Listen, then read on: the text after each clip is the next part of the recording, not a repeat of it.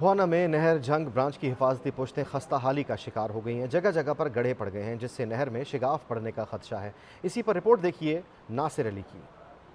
वाना इंतजामिया और महकमा अनार की अदम तवज्जो की वजह से फैसलाबाद, जंग, चनियोट के दर्जनों देहातों और हज़ारों एकड़ ज़रई अराजी को सिराब करने वाली नहर जंग ब्रांच की हिफाजती पुश्ते खस्ता हाली और टूट फूट का शिकार हो गए हैं। जगह जगह पर गड्ढे और खड्डे पड़ गए हैं, जिससे पुश्ते कमजोर हो गए हैं। नहर में शगाफ पड़ने का खदशा पैदा हो गया है, जिससे कई देहात आबादियां ज़ेरे आब आ सकती हैं। महकमा अनार के अफसरान और मुलाजमीन घर बैठे भारी तनख्वाहें वसूल करने लगे हैं। इत्थों कोई गुजरन दी जगह है जी, साइड ते अटारियां भी हैं, साड़ियां फसलां भी हैं, सारियां तबाह हो रही हैं, बर्बाद हो चुकी हैं।